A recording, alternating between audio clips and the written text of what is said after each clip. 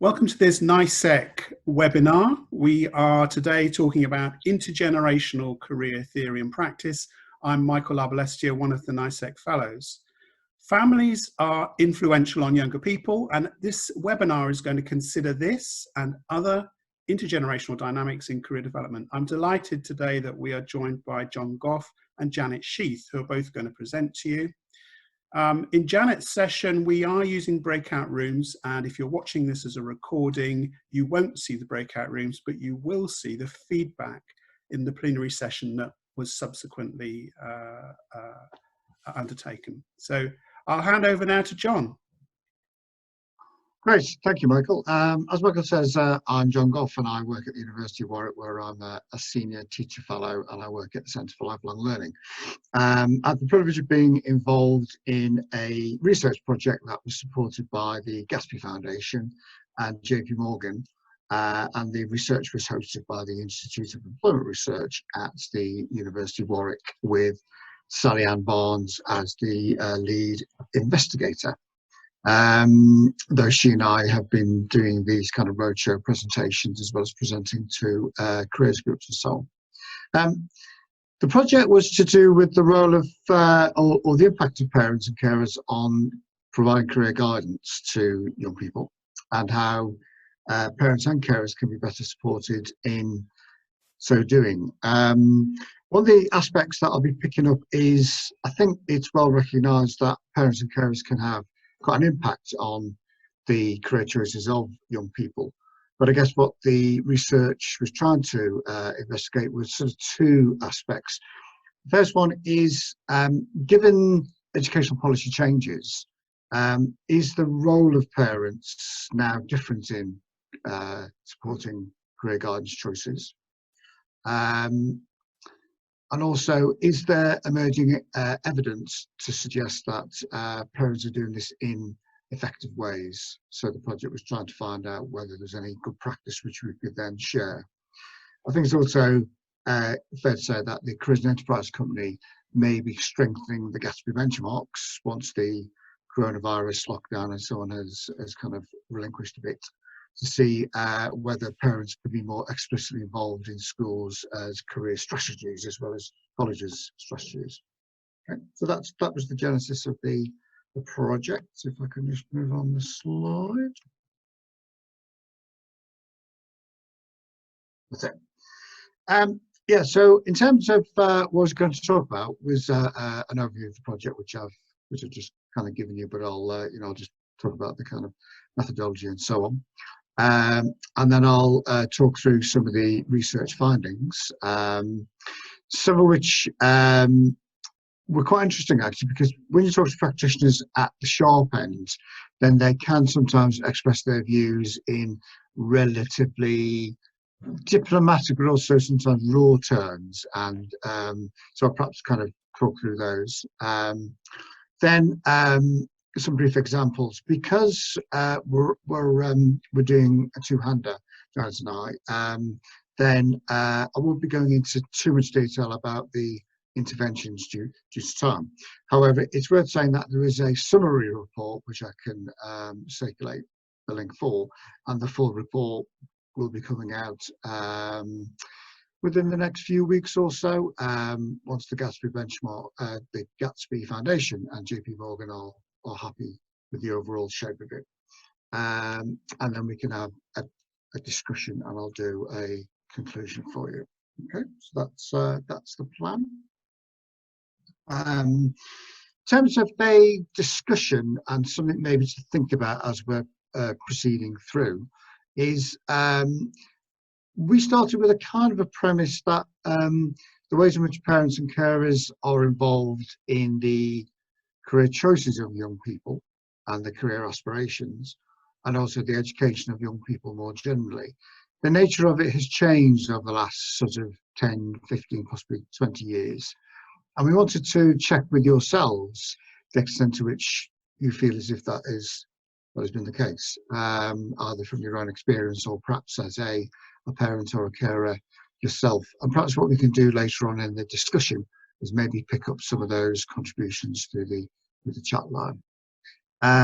but also particularly keen for you to reflect on the extent to which what is different now about parental involvement and parental views, or is it part of the same trajectory that has been long established? It's just been expressed slightly differently given the different configuration of schools and colleges. And as I say, you can post your comments as we go through the presentation, and we'll put those up in a short while.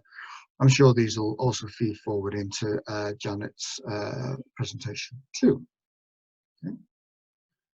So, as I say, aim of the study was we're trying to find out the nature and extent of parental involvement, and also how parents and carers can be better supported by schools and colleges to feel more informed and confident about the ways in which they're supporting young people in their care in relation to their career choices.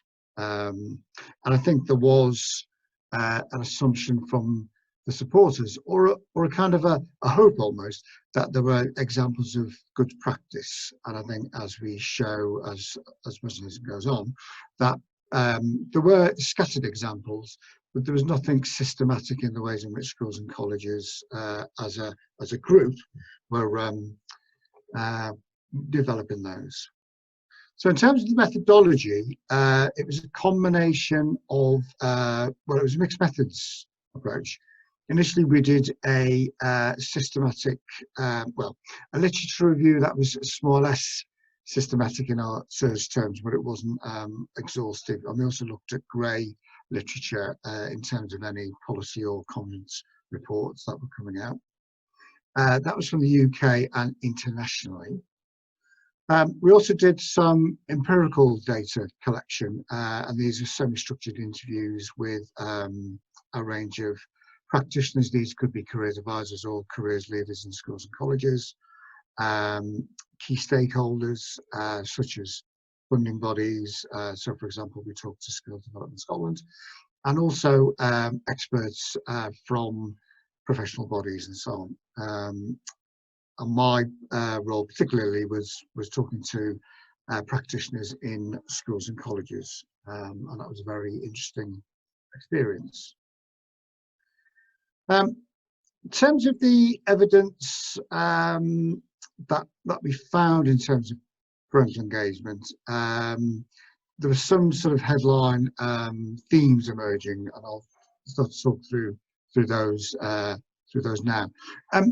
First of all is the influence of context, which again is probably comes as no surprise. And parental influence is exerted through the ways in which they model certain behaviours, as well as the family conditions in which obviously families find themselves, particularly socio-economic and socio-cultural. And it's probably worth saying that my particular perspective in the presentation is one which is informed by a social constructionist perspective. That might be a nice counterpoint to Janet's one, where she's looking a bit more constructivistically, if there's such a word.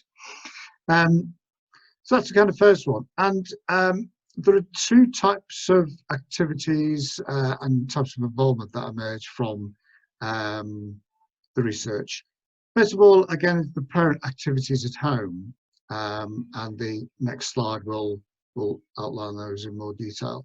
But again, these can be the kind of everyday practices, such as modelling, discussions, use of social media, the kind of wider media that they use, as well as the more sort of direct involvement where parents ask young people about their career ideas and whether they can help. And then the second one is the ways in which institutions, schools and colleges are helping, and the extent to which parents are involved in those institution-based activities. The research identified a kind of typology of parental support. So this is the kind of instrumental assistance. So this might be how do you do this and how do you do this, that, dad or mum? How do I fill my CV and how do I fill in my UCAS form? What's it like to work in this? What's it like to work in that? How did you get a job, and so on?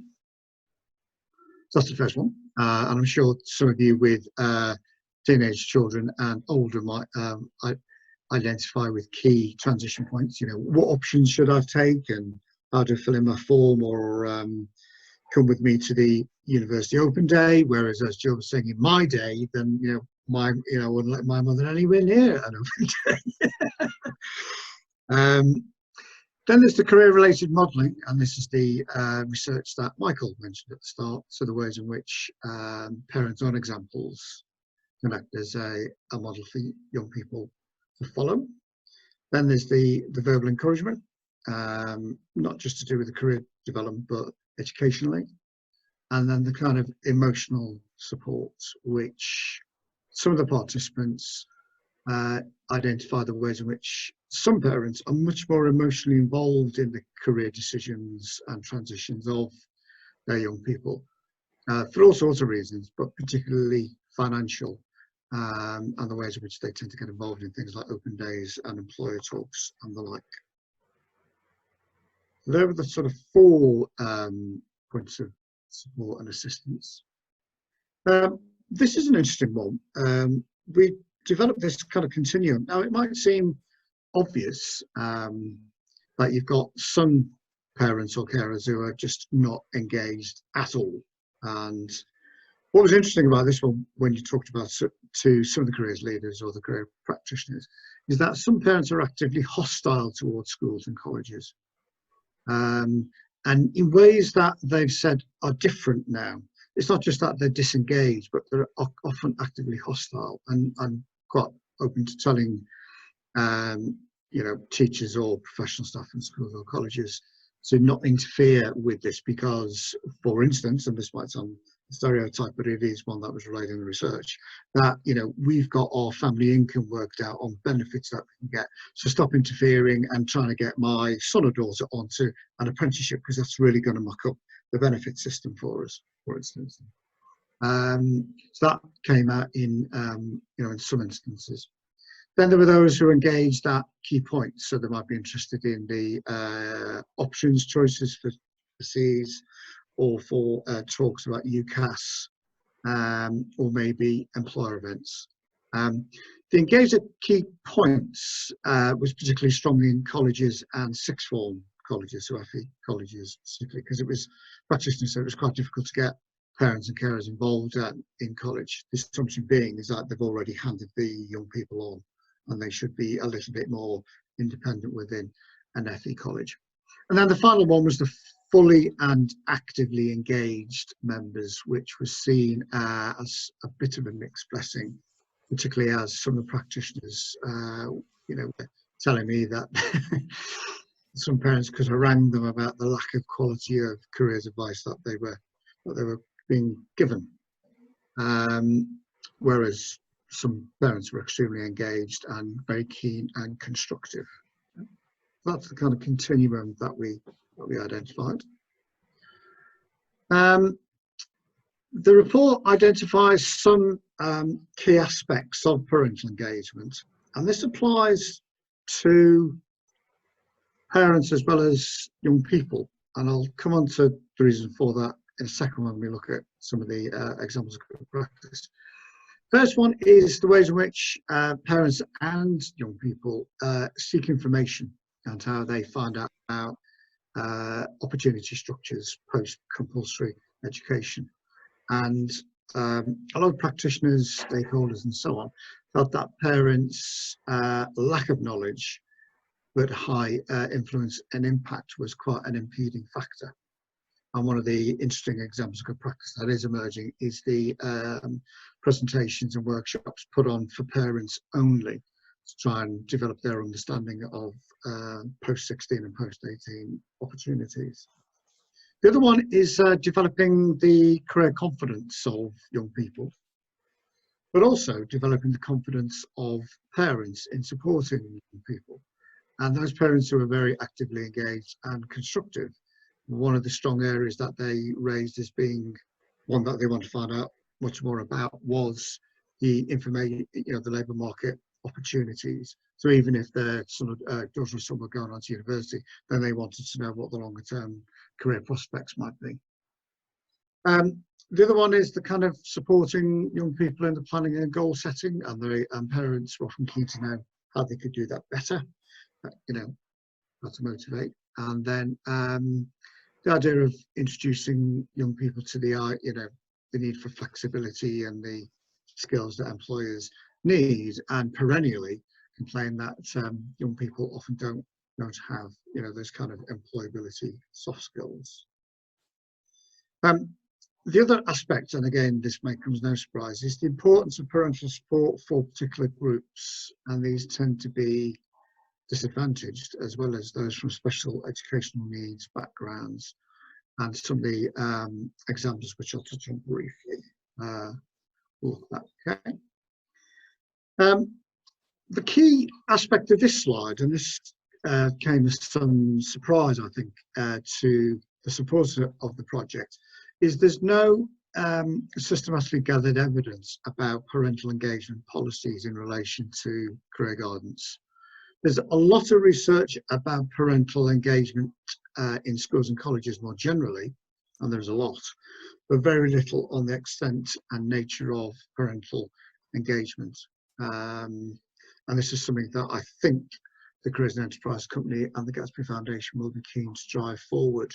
Now, the plan, I think, was to try and amend the benchmarks or include additional guidance on this area before the coronavirus hit, but I think this is one of the the kind of key findings. And we were saying to the supporters of the project, there just isn't that evidence there. It's not been gathered together systematically.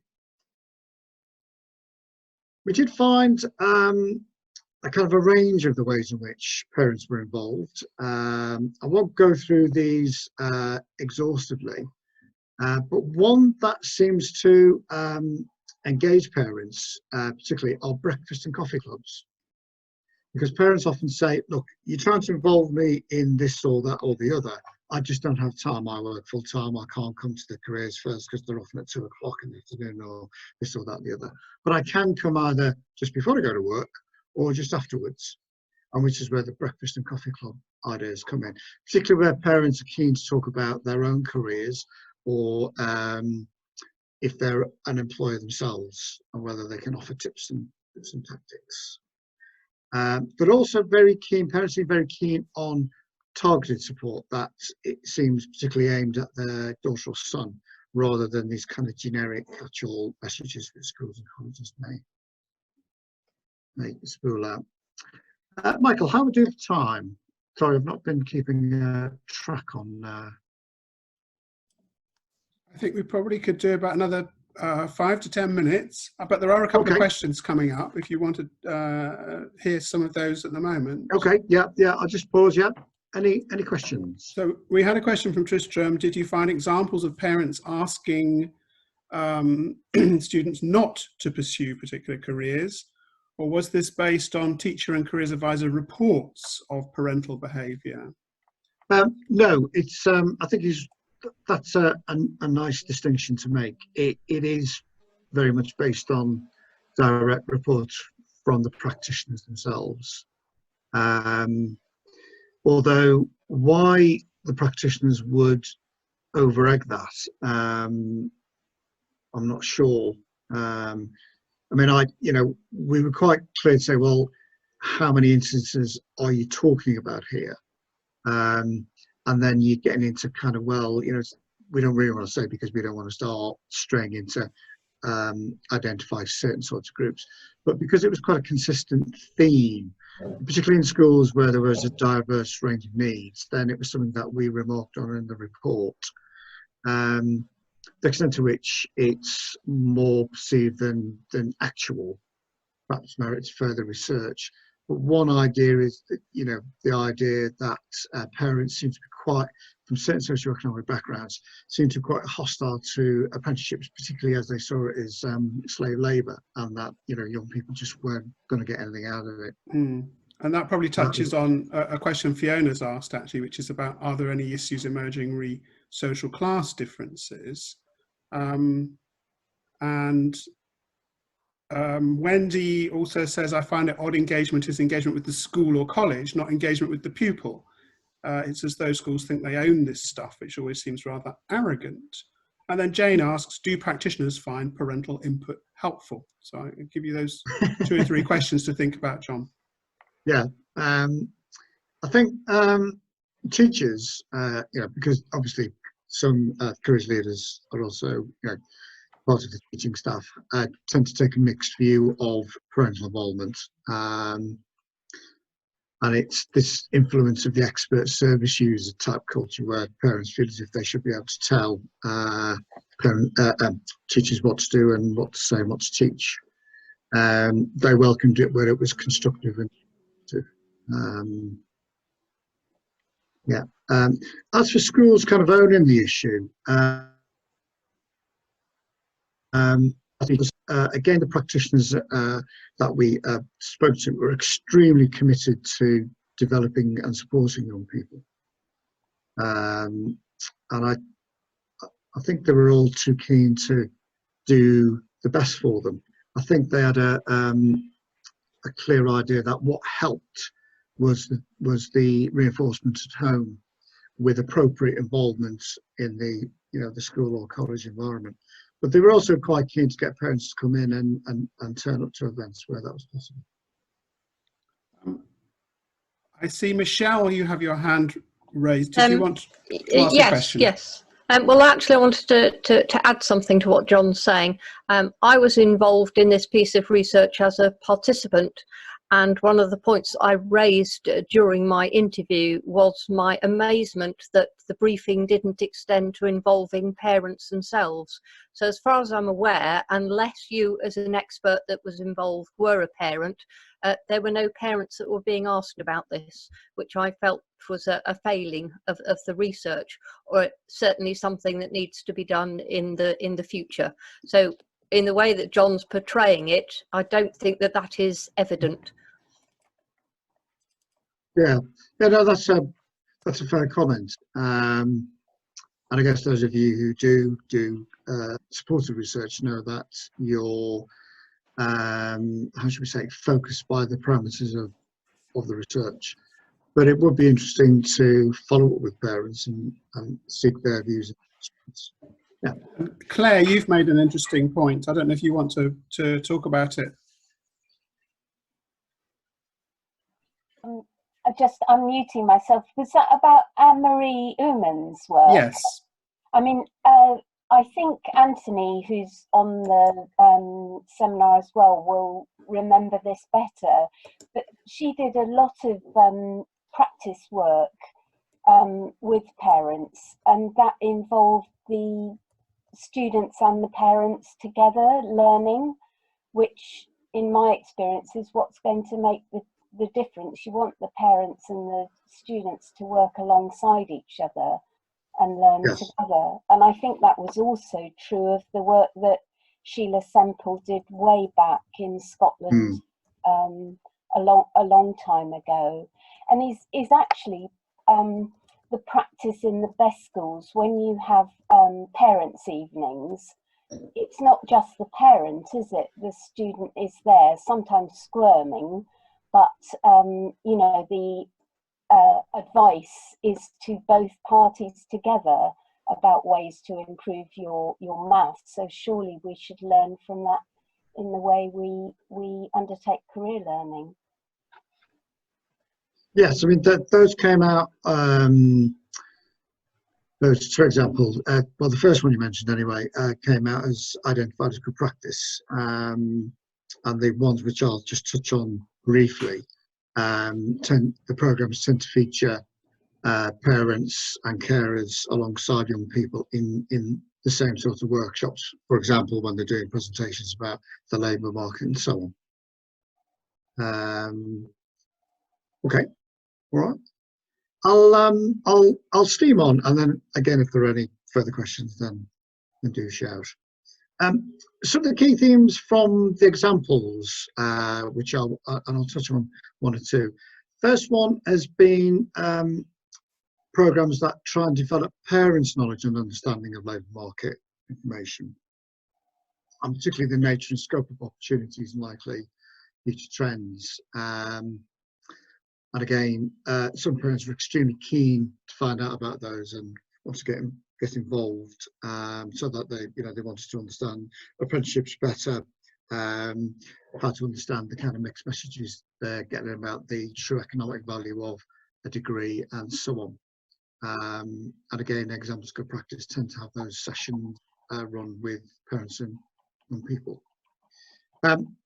Allied to that is developing parents' confidence in supporting young people in decisions, because again, some parents are saying, well, how do I support, rather than just telling them what to do, what's the best way I can support them through. And this was seen as contiguous with the educational support that they offer.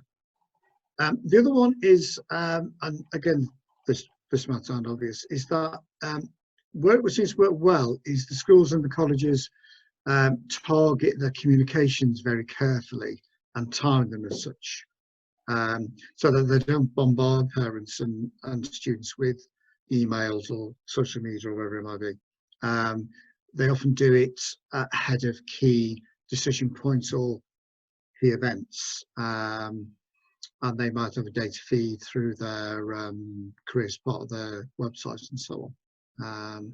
What seems to turn parents off in the view of practitioners were the generic kind of updates, which seem to be aimed at all and appeal to none. Some of the other examples were very much concerned with developing the social and cultural capital for parents and young people, which is interesting. What I'll do is I'll just zoom in on a couple, some of which you might have heard of. Someone heard of the Help Your Child Achieve Their Goals that Advisor does? No. This is very much I think it's a program of 3 workshops aimed at raising their aspirations of young people from socially disadvantaged backgrounds. And what's interesting is that the first workshop is done with parents only, as a way of engaging them, as well as outlining the expectations of the programme. After the 3 workshops, which look at a range of things like labour market opportunities, educational opportunities, and so on, and how to apply and how to best support, they offer a personal guidance interview where the young person and the parental carer is invited along, and that's seen as a way of wrapping up the programme and then agreeing how that rapport will go forward. So that was very interesting. You presumably heard of the Brilliant Club. This is the Scholars Programme, which some schools use. Now, whilst it's educational in aim, so it's targeting non-selective schools in less than advantaged areas, shall I say. It also has got a strong careers element, particularly in the examples that we found. And there was a very interesting ways in which young people and parents were introduced to cultural activities that were outside of their usual horizons for action, if I can use that phrase, which I felt slightly uncomfortable with. For example, they would organise theatre trips for families and so on. However, what it did do was it galvanised both the education and careers motivation of the young people. Okay, I'm conscious of the fact that I'm battling away and Janet's got her presentation. I'll just conclude with a slide. So what we found is that there is a body of evidence which shows the importance of parents in career decision making. And this comes back to the point that Claire was making just then about the notion of the shared conversations where there's greater agreement about what career aspirations might be, and the use of more deliberate career choice strategies and provision. And it also emphasises the need for parents to be supported by schools and colleges, rather than occasional feeling of that parents might be slightly adversarial or critical of what schools and colleges do. But there's perhaps a lack of extensive evidence of the most impactful approaches which we've fed forward to our supporting bodies. Thank you very much, everyone. I'll stop sharing now. Voilà. Thank you very much, John. There are a couple of questions I think perhaps we might capture before we change over to Janet, if that's okay. So Keith made a comment that he was intrigued by the view of apprenticeships as being exploitative dead ends and really wanted to better understand the evidence on this. I don't know if you'd like to comment on that. Yeah, this was, yeah, these were, I'd have to go back and check, but of all the interviews which I did, and there were 8 of those, it came up regularly because I tended to talk to people who were in the, you know, the schools. Now, you might say, well, that's just the perceptions of the practitioners of what parents are saying, and perhaps they're relaying it in slightly apocryphal terms. But the fact that it came up a few times was interesting and notable.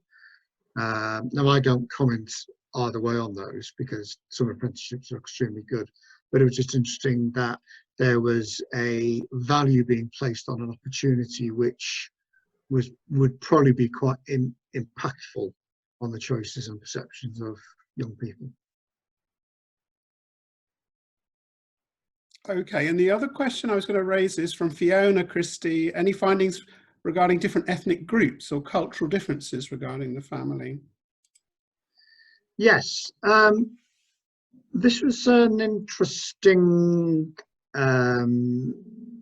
ethical aspect as a researcher. For example, how far do you start to try and identify socio-cultural and socio-economic impact without starting to lead people and maybe playing to some stereotypes? However, what did come out is the importance of careers in medicine or in finance or in law to certain socio-cultural groups, and that came through strongly. The parents, the practitioner who mentioned this said that it was useful in terms of raising aspiration. Where it became an issue was the conversations at parents' evening, where the grade profile of the young learners, of the young people, this wasn't going to be good enough to enable them to go on to medical school. And they found that that was sometimes a point of conflict, or certainly a point of debate. So, yeah.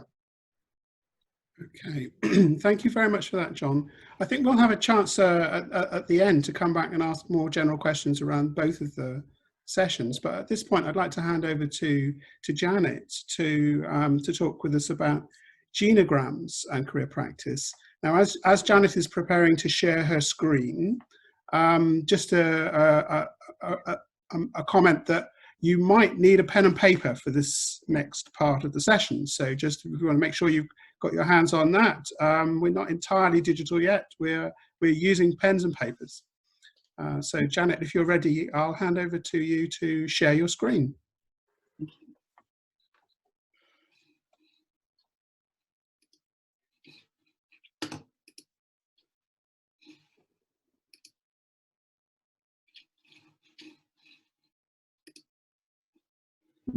That's great, Janet.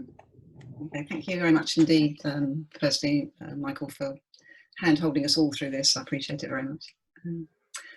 So I'm going to go off at a sort of slightly different angle. I guess we're moving away. These are very much, I have to acknowledge John's input on this. We're moving from a kind of a social constructionist position to a constructivist position. So that's where we're heading next. So I'm going to take some of the ideas that have come out of the research and indeed theory, and link those up to thinking about how we might work with intergenerational careers as practitioners. So that's where I'm heading. I just wanted to note that we ended up as being the Janet and John show, which I recognise in a slightly sort of awkward position in terms of our, how old we all are. But then I discovered that there was actually a Janet and John book called When Things Go Wrong, and it struck me that if there was ever a time when things might be going wrong and we might need Janet and John, here we are. So the plan from here on in is, I'm going to do this in 3 little sections. My preference always is to work by trying to connect up theory and practice, and also to make this experiential as possible. This is a crazy step into the wild blue yonder, so I have never tried doing anything experientially on here before, so I'm very much grateful to you for giving it a go with me, as this is what I'll be doing for the next, probably the next term for sure. So I'd appreciate you sort of trying it out with me. So what I'm going to suggest we do is have a look at some intergenerational career theories, and these are ones that I guess you'll all be familiar with, but I'd like some thoughts and ideas from you around them. And then I'm going to have a look at some psychological theories as well, where I see them connecting with careers work. And then talk a little bit about my experience as a practitioner and as a supervisor about cases where family business has become what the career work is around. And then the somewhat more radical plan is that we're going to try and do something interactive in breakout groups, which Michael's going to very helpfully set up for us. So you'll be quite busy for the second half of this, doing something in small groups together. Before I go any further, I do want to recognise that thinking about families and thinking about our own careers is quite a sensitive topic, both with clients and also this evening. And of course we would have originally been doing this together in a room. So I do want to sort of put a bit of a boundary around it so that everyone feels sort of safe enough to think about themselves as well as thinking about the world out there. So I'll leave it up to you to sort of manage what you do say and don't say to each other in the small groups. And if anybody's sort of a bit concerned about it, you can find me on the chat direct and just let me know. So do let me know when we get to that part of it. Right, the next place I want to have a look at is to take you all back together to where John, Lynn, Robin and I began when we thought about running the workshop around families and intergenerational work. And we found ourselves in a very unusual position where we were back and forthing quite a lot in a slightly sort of hysterical way about what imagery we might use to present the workshop, and also what quotes we might use to attach to the documentation that was going out. And because it was such a peculiar experience and seemed to tap into something which was about the significance of families and careers, I thought I'd show you a bit of the preface to the imagery. And when I show you the images that we talked about and discussed more or less hysterically, I would just be interested in your views on the chat about what this might say about the complexity of working with families in career work. So that's the first thing we're going to do in a mildly interactive way. So I'll put the images up so you can see them. These were the 4 images that we looked at together to decide which one was going to be the one we wanted to preface or to appear on the Eventbrite invitation. As you'll recognise, the one that actually appeared was the one bottom right. And the one that appeared top left was the one that we started with, which I think in the end we concluded was in jest.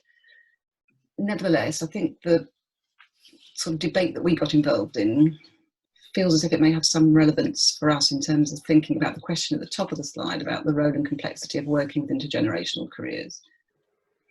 So I wonder if I could bring you all in on the chat at this point, just to see whether anybody has some thoughts about why is it complicated to work around intergenerational patterns as career practitioners. I'd just be interested in your thoughts about that.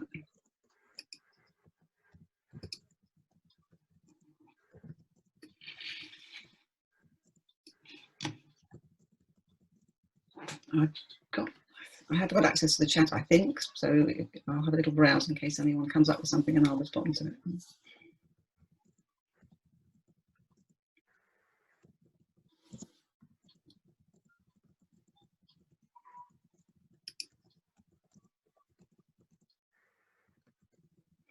Yeah, I agree with you, David. Yeah.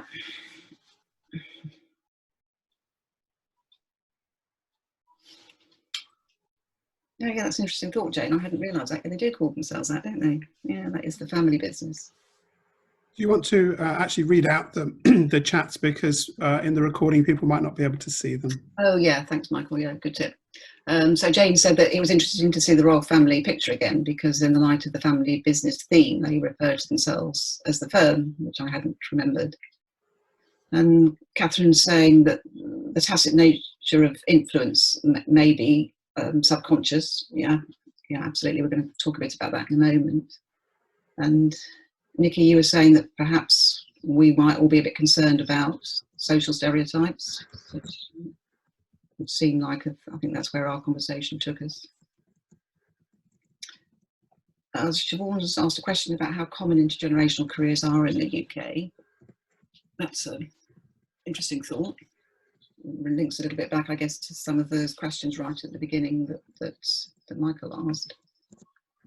And Tristram says we don't normally work with families. We normally work with individuals in families. Yeah, which I think that's a little bit where I kind of want to head later on, about thinking as careers being held within family systems. So we normally get to see a part of a bigger system. And Valerie's talking about the link between family and how we develop our values, and indeed whether we accept or reject them within our family, which feels again like a core part of thinking about the communications about work histories that go on in families. And Fiona says we can't, as practitioners, we can't make assumptions about family, and some will have very strong family and others not. So families may have deep influence in both positive and negative ways. I guess again that links back a bit to what John was also presenting, that maybe both positive and negative, not necessarily negative. Yes, I think the idea of working with young people as being part of a family, or certainly a social system, is very important for all the reasons which we've mentioned. The modelling and the examples and the views and so on. And that young people do make decisions based on what their families think are important. Yeah, thank you, John. Phil's popped in with introjection and projection, which is going to line us up nicely for a bit of thinking about unconscious family choices later on. So thanks for that, Phil. I've got maybe this will be the last point, and then I'll continue. So thank you. I've got a point from Jill responding to Fiona, and saying that our experiences of families will perhaps influence assumptions that we make about our clients' families, which again I think is a really important point to remember, that we've got our own scripts, obviously, that we might bring to the family story.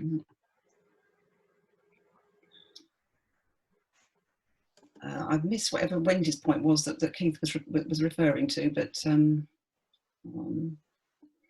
if I can find that. Oh, no one has spoken yet about the impact of whether young people actually like or get on with their parents, and the same is true of teachers and career practitioners. We don't like listening much to people we don't actually like that much.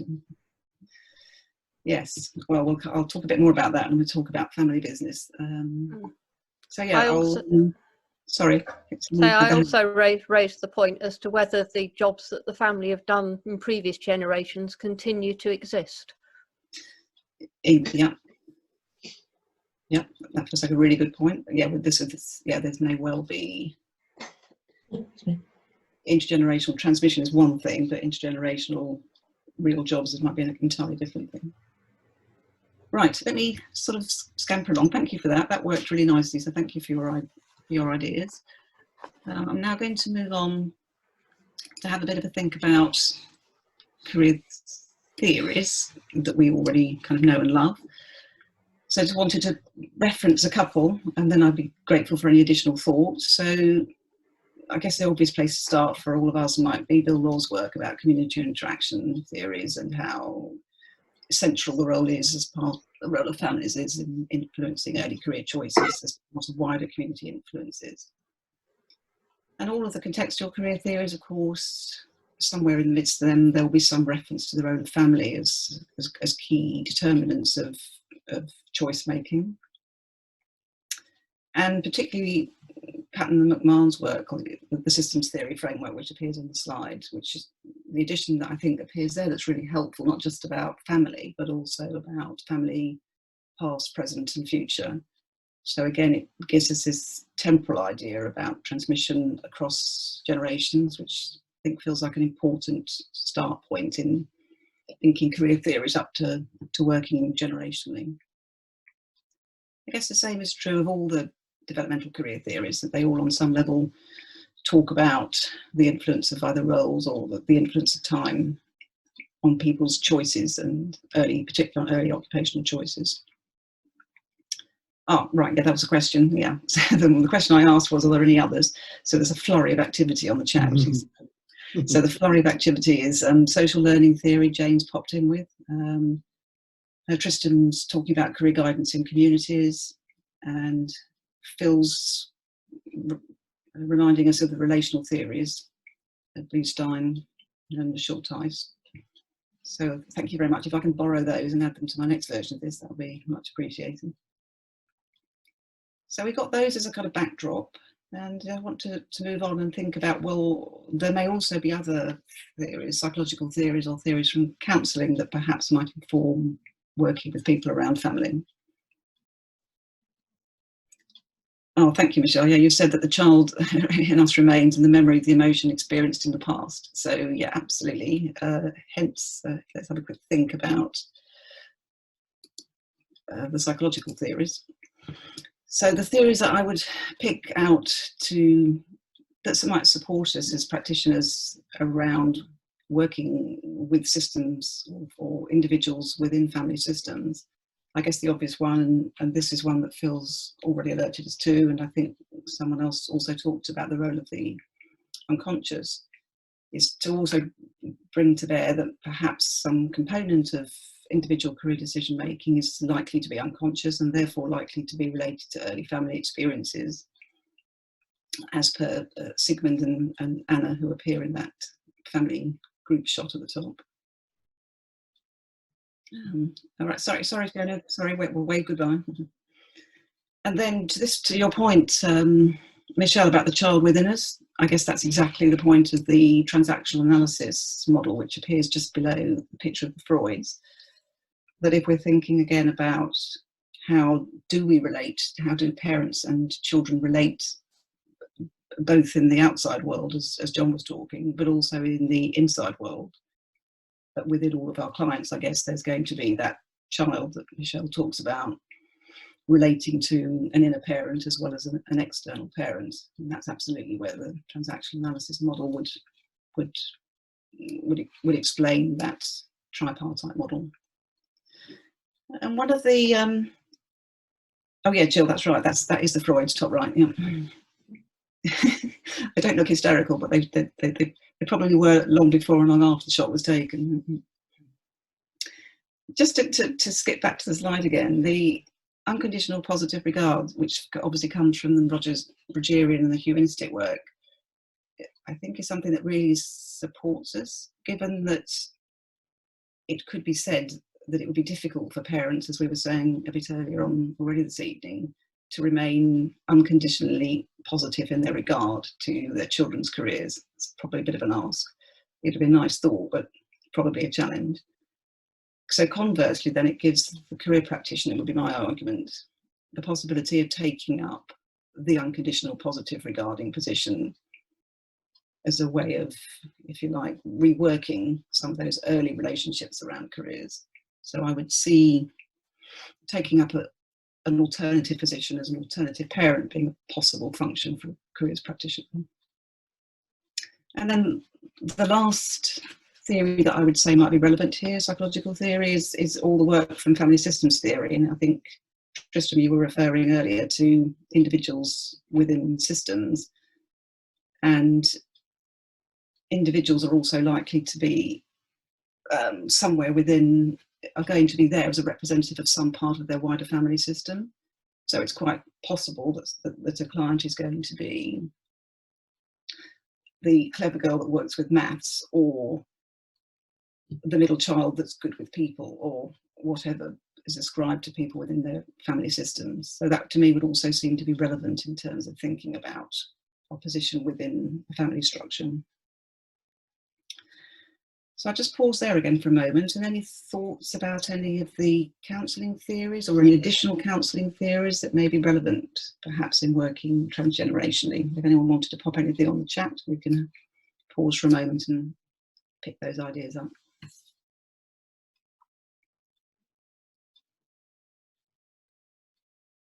I think we shied away from using the Philip Larkin quote. We did, but the Philip Larkin quote would be appropriate here. Michelle, I think, has a comment. Oh, sorry, Michelle, I missed you. Michelle, you're on mute, Yeah. so you just need to unmute. Okay, I've unmuted. It was just in relation to the valid point that Wendy raises, that we do an awful lot from a psychological, individualistic perspective. And I wonder if that's because a lot of this is heavily influenced by Western thinking. And as a consequence, we've failed in many ways to think about identities where they are part of a community, so that you don't have this individualistic sense of self. Because I know there's been more work recently looking at alternative constructs of society and thinking about family as a more community perspective, which lends itself more to sociological theory than perhaps individualistic psychology. Yeah, that's a really nice thought. So can I also borrow your idea and then include a slide on sociological theories next time around? Okay. Yeah. I sometimes wonder about that. I mean, if you grew up in a early industrial city where you were part of a big working class with tremendous collective pressure to work as part of your either part of the church or going to the factory or whatever it might have been, and part of the and you were booted out into the factory when you were 10 years of age, so the kind of notion of being a child is very different, and your life expectancy, if you worked in Birmingham in the factories, is 26 years of age and all that sort of stuff. And I just wonder whether this kind of individualistic westernized view is slightly overdone, because I was brought up in a kind of upper working class kind of setting with very strong collective and community pressures, and that it was difficult to be individual. And if you got creamed off into the grammar school, then woe betide you when you were walking home from school, and I think it's easy to overlook where our society's come and how notions of family and childhood have changed very rapidly as we've become more prosperous. But children stopped being children when they were 8, 9, 10 years of age, because they had to be economically productive, and you just had to do it. You had no choice. Is it all right if I use that, John, as a bit of a step into the activity for everyone to get involved in, because that's sort of where we're heading. So I'll show you where we're going next. I want to say a little bit, just one slide about Tristram and Corin have got their hand up. It's okay. I was just trying to take it down because you were moving on, which was probably good. Yeah. Okay. So I just wanted to say, I've got one slide very briefly about intergenerational careers, and then I'd like everyone to have a go at doing a little bit what John was just doing.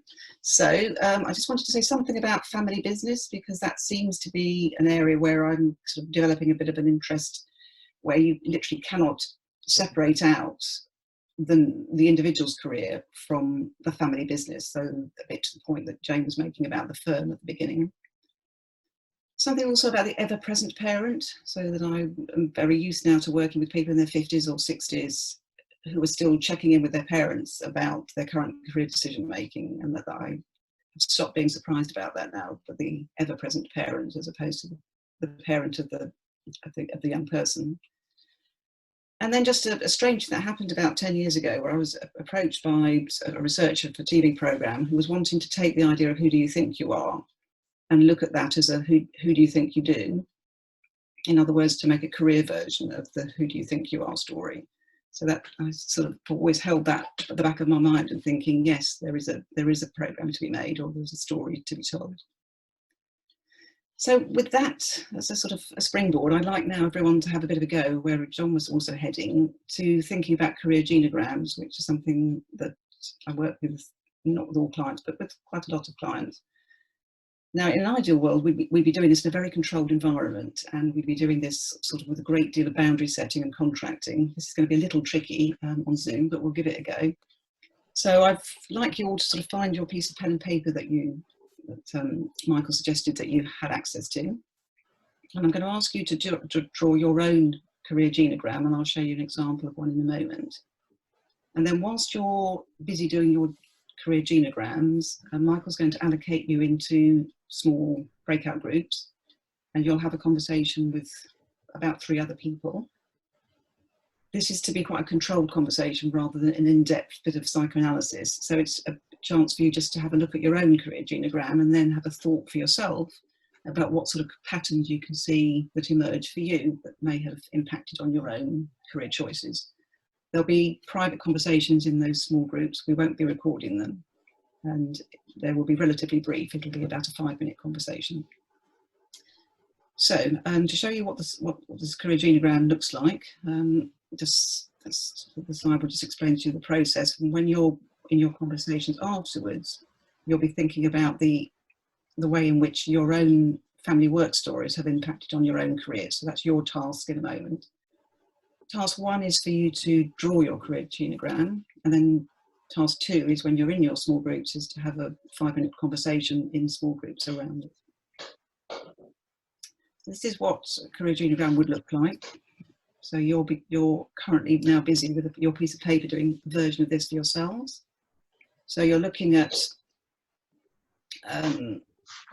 2 sides of a family, and obviously this will be, everybody's individual version is going to look completely different. You may have a smaller or a larger version, and this is to include parents or carers or grandparents or influential people in the sort of 3rd generation above you. So if you start sort of mapping yourself out and any siblings that you might have in their careers, and then look at the next generation up and then go up another generation, and you may or may not have all that information to hand, but just to begin to sketch it out. So that's what you'll be busy doing now. So whilst you're doing that, and we'll have about 4 or 5 minutes for you just to begin that process, and you can carry on doing it once you're in your breakout groups if you haven't quite finished. And then, as I say, the task next is for you then to ask the question, which I'll do with a minute, about how your family work stories may have played out in your own career. So that's the task for the conversation in a moment. So what I'd like to do now is just to hear a little bit from each of the groups. What I didn't do before you went off was to allocate someone to speak on behalf of each group. So this is going to be a little bit free form, I'm afraid. So if someone from the group that I was in could start this process, because we did do that. So Claire, would you just like to get a bit of a flavour of our conversation, and then I'll come back to the others? Yeah, the discussion related to the fact that the occupational areas that people had been in the genogram was almost less interesting than other factors. So there was an interesting discussion about the fact that things like involvements in World War or moving to different parts of the world was a big dislocation, and that had a big effect. But also people's individual attitudes and values, and the commitment to learning. So all of those things had huge influences on family stories. I don't know if that sums it up, Janet. Thank you.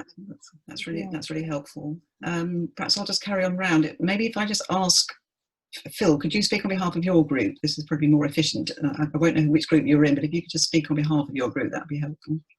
Yeah, I'll attempt to, but other people might want to chip in. I think there was quite a lot of discussion about class in the accounts that we had, and whether or not it had an influence, and in what way it had an influence. So that seemed to be a theme that was coming up.